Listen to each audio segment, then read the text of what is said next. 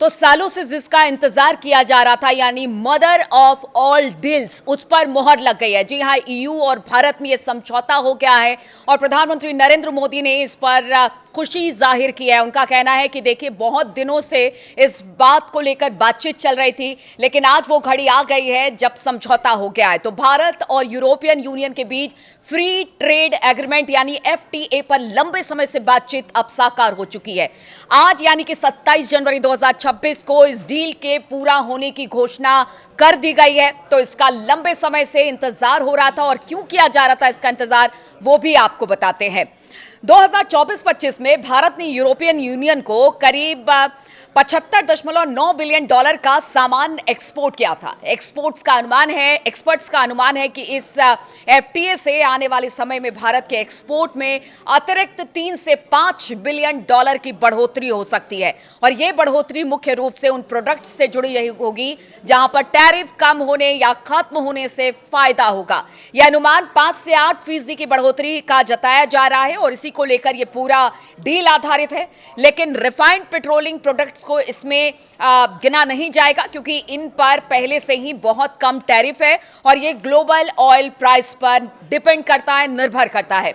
अगर बात की जाए हमारे एक सहयोगी चैनल की मनी कंट्रोल की, तो उनकी रिपोर्ट के अनुसार FY25 में भारत का यूरोपियन यूनियन को सबसे ज्यादा एक्सपोर्ट रिफाइंड पेट्रोलियम प्रोडक्ट्स का था, जो 15 बिलियन डॉलर का था, और इसके बाद इलेक्ट्रॉनिक गुड्स 11.3 बिलियन डॉलर का था, टेक्सटाइल में अपैरल 7.6 बिलियन, मशीनरी और कंप्यूटर्स में 5 बिलियन, ऑर्गेनिक केमिकल्स में 5.1 बिलियन, आयरन और स्टील में 4.9 बिलियन, फार्मास्यूटिकल्स में 3 बिलियन और जेम्स एंड ज्वेलरी में 2.5 बिलियन डॉलर के थे।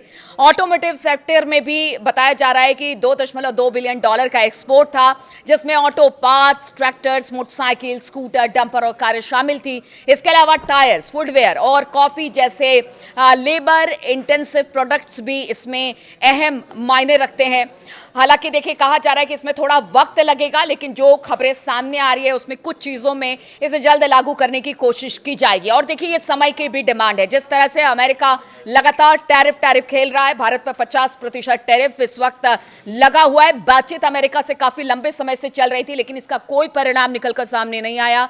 ऐसे में ईयू के साथ ये बातचीत है, वो अपने आप में कह रहा है कि पूरी दुनिया में एक नया ट्रेंड सेट करने के बराबर है। क्योंकि देखिए, यूरोपियन यूनियन को भी इस वक्त जिस तरह से डोनाल्ड ट्रंप हैं, वो अपनी लगातार विस्तारवादी नीति के साथ आगे बढ़ रहे हैं, वो कहीं से नहीं भाया। इस वजह से जो भारत और यूरोपियन कंट्रीज है, उनके बीच में ये जो ट्रेड डील है, वो काफी अहम मानी जा रही है। अब कब से लागू होगा ट्रेड पॉलिसी, ये भी आपको बताते हैं। तो दोनों तरफ का कुल ट्रेड FY25 में 136 बिलियन डॉलर से ज्यादा था। भारत ने यूरोपियन यूनियन से 60.7 बिलियन डॉलर का सामान एक्सपोर्ट किया था, जिसमें हाई एंड मशीनरी जैसे टर्बोजेट्स और स्पेशलाइज्ड इंडस्ट्रियल मशीनें मुख्य रूप से शामिल थी। यह एफटीए अभी साइन होने के बाद लागू होने में कम से कम बताया जा रहा है कि 1 साल का वक्त लग सकता है। टैरिफ कम होने या फिर खत्म होने के फायदे तभी मिलेंगे जबकि डील पूरी तरह से लागू हो जाएगी, यानी इसमें थोड़ा वक्त लगेगा। और यह अनुमान ट्रेड पॉलिसी के स्टैंडर्ड तरीके से लगाया गया है, चूंकि जो सरकारें WTO और UNCTAD जैसे संगठन इस्तेमाल करते हैं। सूत्रों के अनुसार यह बताया जा रहा है कि प्रस्तावित समझौते का सबसे ध्यान खींचने वाला हिस्सा यह है कि भारत यूरोपीय कारों पर आयात शुल्क में बड़ी कटौती करने को तैयार है। वर्तमान में पूरी तरह बनी कारें, जो फुल्ली बिल्ड कार है, 70% से 110% तक टैक्स लगता है। प्रस्ताव के अनुसार बताया जा रहा है कि 15,000 यूरो से अधिक कीमत वाली कुछ EU निर्मित कारों पर पीक ड्यूटी तुरंत 40% तक कम हो सकती है, और समय के साथ इसे धीरे धीरे कर 10% तक लाया जा सकता है। सूत्रों की माने तो शुरुआती कटौती सालाना करीब 2 लाख इंटरनल कंबंशन इंजन यानी ICE वाहनों पर लागू हो सकती है। हालांकि अंतिम कोटा अभी तय नहीं किया गया है, और बहुत जल्द ये सारी चीजें भी साफ हो जाएंगी। पहले 5 सालों तक बैटरी इलेक्ट्रिक वाहन यानी कि BEW इस योजना से बाहर रहेंगे, ताकि घरेलू निवेश सुरक्षित रहे। इसमें बताया जा रहा है फॉक्सवैगन है, मर्सिडीज बेंज है, BMW जैसी यूरोपीय ऑटो कंपनियों के लिए भारत का अत्यधिक संरक्षित ऑटो ऑटो मार्केट खुल सकता है। ऐसा कदम जो कि पहले राजनीतिक रूप से लगभग असंभव माना जाता था। यह डील भारत के लिए बहुत फायदेमंद है क्योंकि इससे टेक्सटाइल, फार्मा, जेम्स जैसे सेक्टर्स में यूरोपियन मार्केट आसानी से मिलेगा।